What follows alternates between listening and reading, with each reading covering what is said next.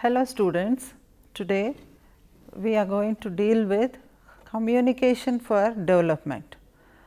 So, first let us see the meaning and importance of communication in development.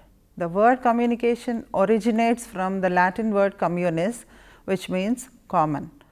That means we share common thoughts, feelings and ideas with the person with whom we are communicating with a commonness of understanding. We make use of speech, writing, printed and pictorial matter, gestures and expressions, also of technical media like telegraphy, radio, television, computer, etc. for communication. Usually communication is a continuous process of giving and receiving information and building up social relationships. So, concisely, communication is a process by which two or more people exchange ideas, facts, feelings or impressions in ways that gains a common understanding of the message. Let us see what are the characteristics of communication. Communication is a two-way process. It involves a sender and receiver who can be an individual or a group.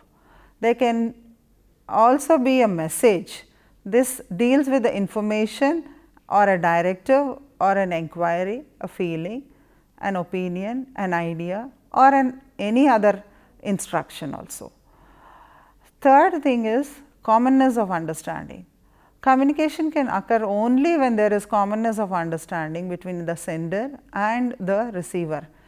This includes the factors like common culture, common language, common environment, words, phrases, idioms, proverbs, gestures, expressions that are deeply cultured and also possess high communicative potential for people from similar background. Next characteristic is modifying the behavior of other individuals. This is the main purpose of communication, where the information transmitted to the receiver receives a response in the form of some change in the behavior of the individual. And next characteristic is method of giving information. The information can be given through words or through other means like signs, gestures and expressions, etc. The importance of communication has been widely recognized in recent years, and the need for effective communication becomes clear when you go through the following statements. Human existence is impossible without communication. Information is every individual's need. Through communication, information need is satisfied. Individuals make decisions every minute and communication helps in decision making, where the family or any other institution for that matter cannot function without communication, and this can be achieved through coordination and cooperation. Education aims at behavioral change. Intended behavioral change can be achieved only through the communication, and disputes and conflicts are settled through negotiations. That is also one form of communication through which the peace and harmony is established. Individuals vary in capacities and efficiencies, where the communication demonstrates individual efficiencies, and also individuals vary in their performances through effectively evaluating the individual performance. And every second many changes occur in the world. They keep people informing about those changes. Leadership action, which is impossible without communication between the leader and his followers, that is main basic for the leadership action. And whether the teacher or the student, lawyer or client, marketer or consumer, whether it is a farmer or an extension worker, or wherever it is the work goes on, the job satisfaction is very much essential, that provides through the communication process.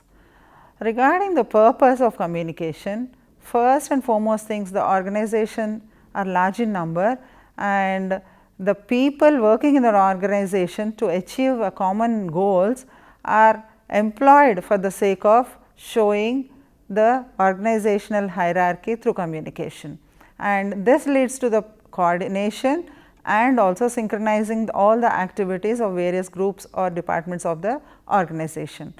So, finally, it leads to the smooth working of the enterprise or the organization to a greater extent, where you can have a very good communication network. Effective decision making also is one of the important aspects which will be contributing towards the organizational success through communication. So, whether it is past or present, they are being provided for quick and effective decision making. All the figures will be communicated by the organization to the people working there.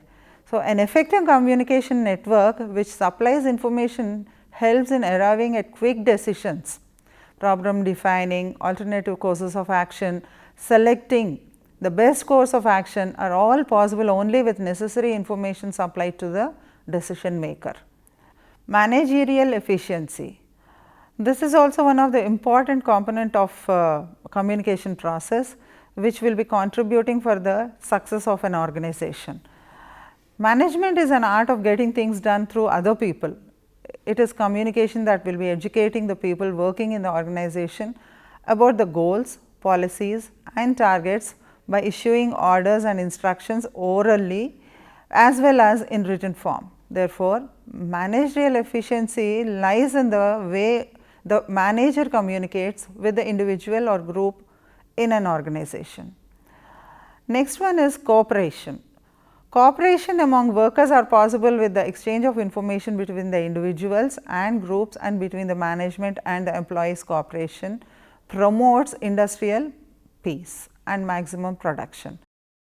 A leader leads his followers through a continuous process of communication.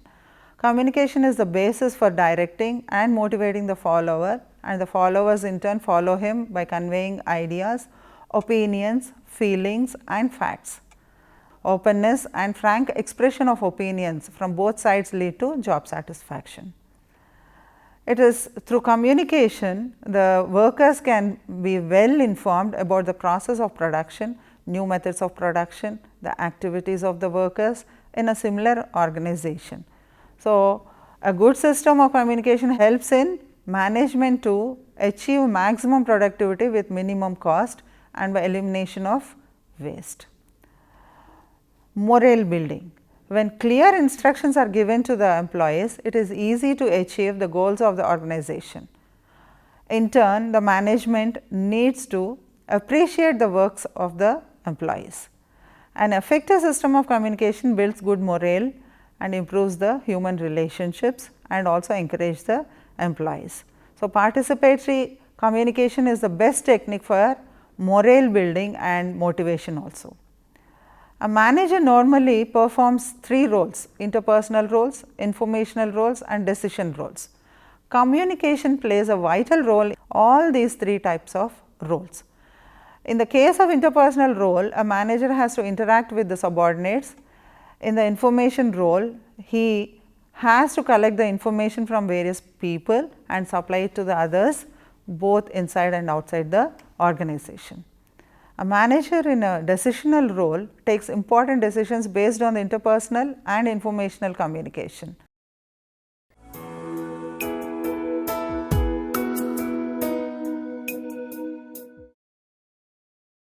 Elements and process of communication.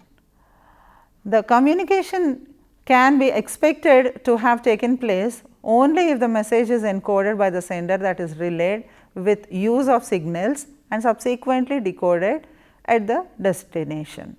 This process occurs basically due to the presence of 5 important elements of communication. The 5 basic elements of communication are source, receiver, channel, message and finally the feedback. Coming to the first element of communication, source. This is the originator of the message, who is an individual of formal or informal institution, and he is the person who is initiating the message. Second element is message. This deals with the package of information or the content to be transferred to the receiver. Message deals with the package of information or the content to be transferred by the source. In fact, message is the physical product from the source that supplies information, create feelings and impressions and changes the attitudes of the receivers. And next one is channel. This is the carrier of message. It may be natural, but involves one of the sense modalities like seeing, hearing, touching, smelling, tasting, or it may be artificial such as newspaper, radio, television, telephone, etc. The next element is receiver, and he is the final consumer of the message in the communication process. All the factors which determine the success of the source in communication process are also applicable to the receiver, that is communication skills, attitudes, knowledge level and socio-cultural context. The last element is feedback. Without feedback, any communication is never complete. Feedback means carrying some significant responses of the audience back to the communicator. Adequate and correct feedback is essential for purposeful communication. This also provides an opportunity to take corrective measures by identifying subsequent activities and acts as a pathfinder for enhancing communication effectiveness. Next, ways of communication. The first and foremost way of communication is one way. The one way communication is transferred in only one direction, that is from the sender to the receiver. There is not any opportunity for the receiver to give the feedback to the sender. Next type of communication will be two-way communication. This is a form of transmission in which both parties are involved in transmitting the information.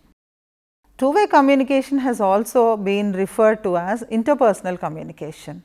So, the common forms of two-way communication, I can just give you some examples like amateur radio or different types of FM radios, where for short range you have radio contacts, and through the devices like walkie-talkies or other instruments, the information can be interchanged or transmitted.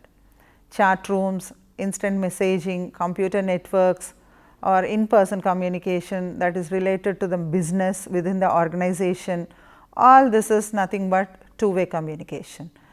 And here you can just resolve the problems more efficiently, fastly, quickly, and generating long-term relationships are possible by resolving the problems and setting everything right.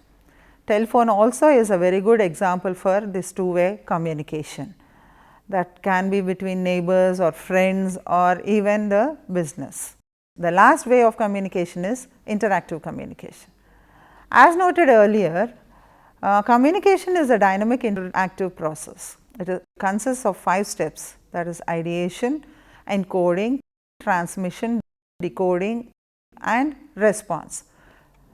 The first step, ideation, is the formation of idea or selection of a message to be communicated. It consists of the what of the communication and is concerned with the content or the specific message to be presented.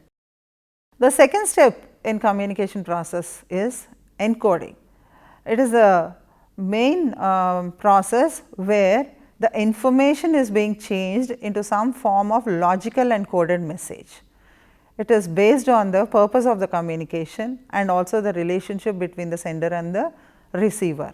It involves selecting a message and selecting a medium of communication and also selecting an appropriate communication. And the next aspect in the process is transmission. This refers to the flow of message over the chosen channel.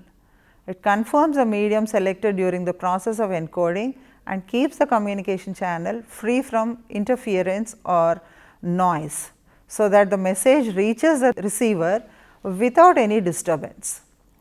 It is one of the most basic aspects of communication, because it also involves choosing the proper time when to communicate or proper place where to communicate and a proper way how to communicate. And the next aspect in the communication process is decoding. This is the process of converting the message into thoughts by translating the received stimuli into an interpreted meaning in order to understand the message communicated. It is important to note that it is the message that is transferred, as meaning cannot be transferred from one person to another. The receiver has to assign meaning to a message in order to understand it. And the last important element is response. The response is the last stage in the communication process, and it is the action or reaction of the receiver to the message. It helps the sender know that the message was received and understood. The feedback that goes to the sender makes it clear whatever the receiver has accepted the information and filled it in his or her memory or rejected it. He or she may ask for more information and clarifications also. So, response is thus the key to the communication, as the effectiveness of the communication depends upon how congruent the receiver's response is with the meaning intended by the sender.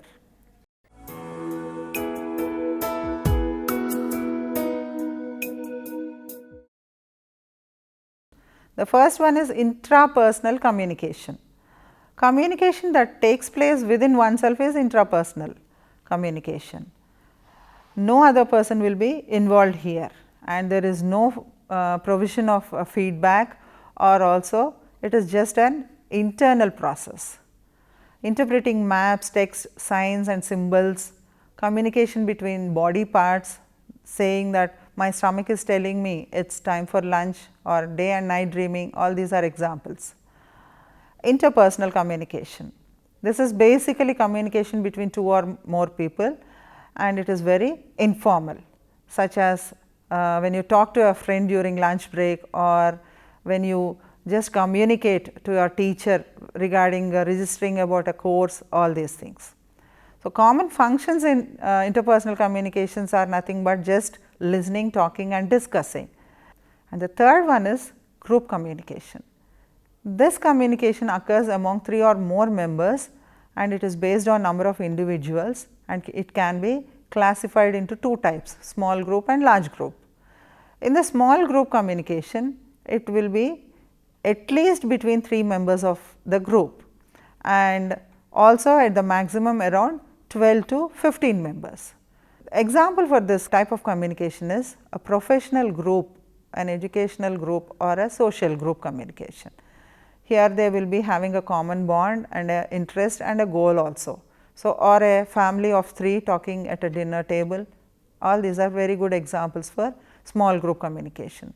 Large group communication refers to communication in big organizations having a large number of individuals, including communities brought together by a need or a self-identification. They can be people of a particular geographical area as the people of the village or a town. People who have gathered in hundreds to attend conventions, seminars or conferences can also be a very good example for large group communication. Any organization, there will be 2 types of communication, that is basically formal or informal communication. Formal communication takes place along the lines of the authority, and this will be established by the management.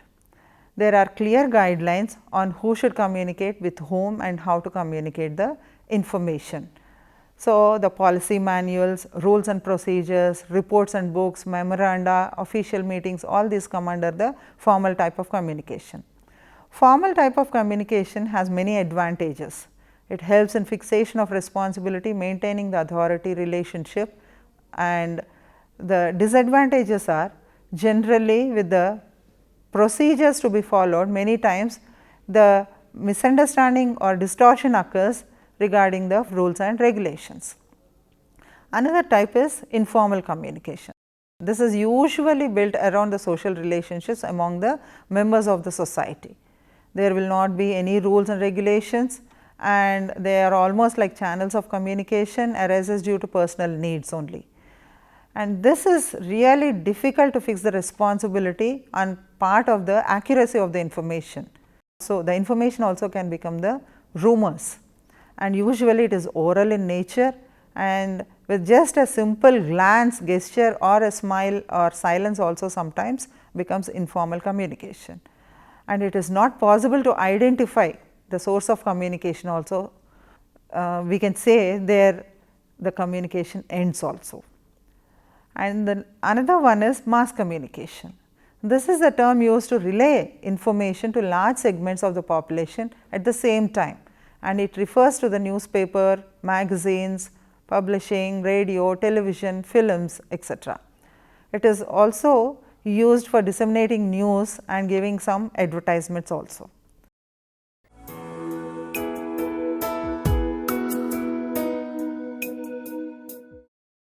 Factors that help or hinder communication. All the communication should try to persuade and not rush or overwhelm the people. There will be lots of barriers, and those should be overcome through persuasion only.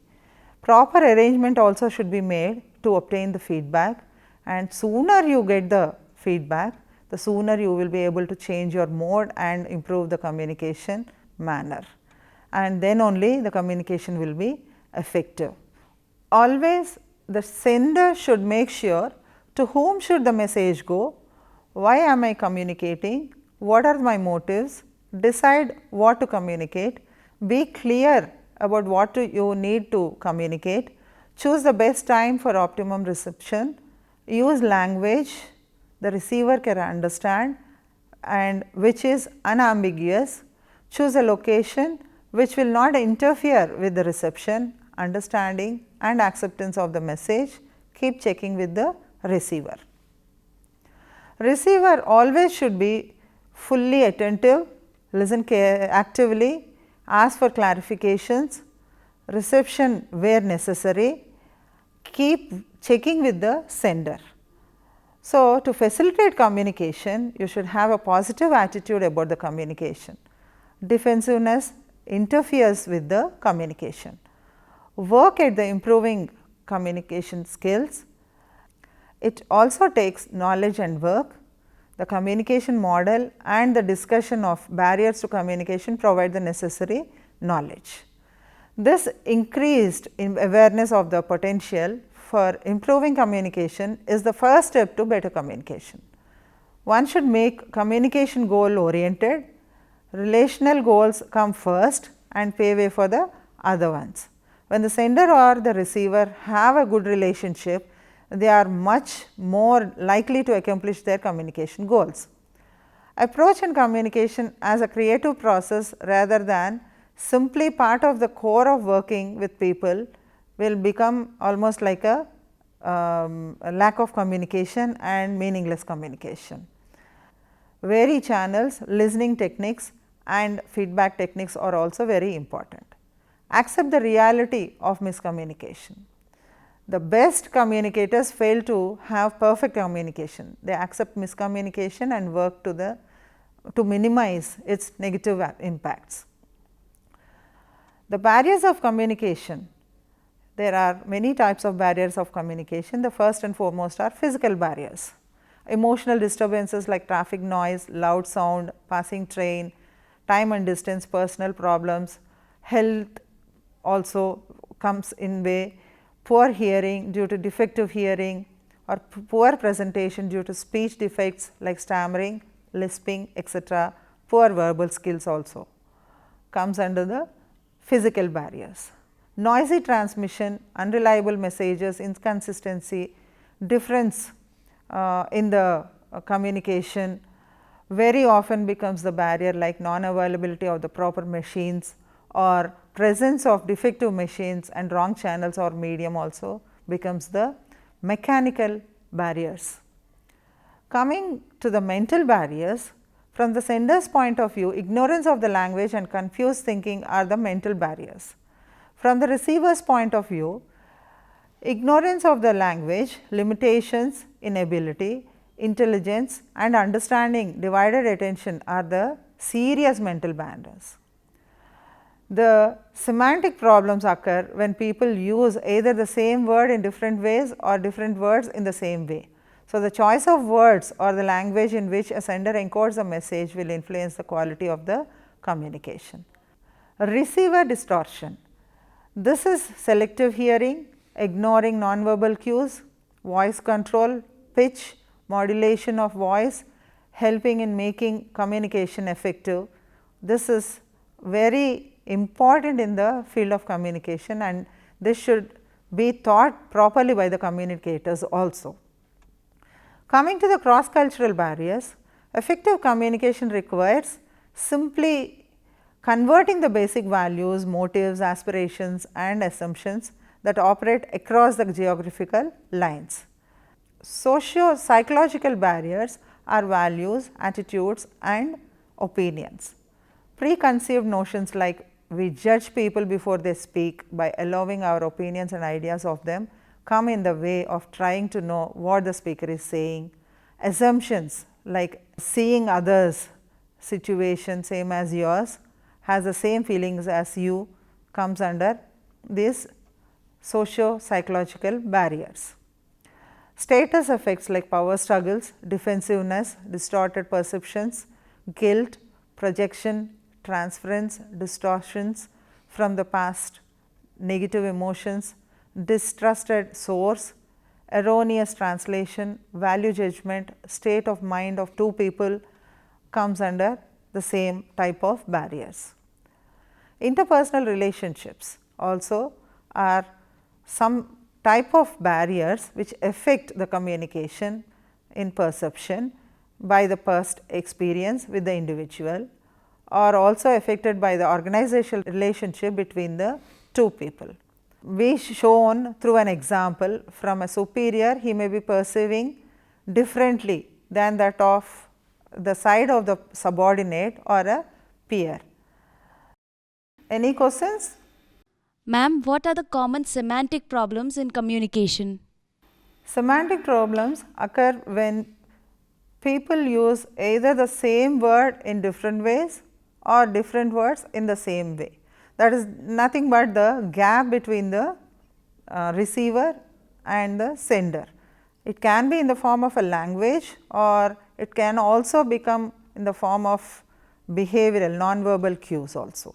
So, misreading of the body language may lead to the semantic problem, or the tone of the person who is sending the message also may lead to the semantic problems. And even the behavior of the person who is sending the message also may mislead by just interpreting the message in a different way also. The receiver may think the message in a wrong way, and that will be misunderstanding between the receiver and the sender also. Selective hearing and also ignoring also sometimes becomes a semantic problem. So, we have to take care so that the receiver listens properly and interprets in a correct way. So, with this we complete the lesson of communication and its elements and its meaning, and thank you.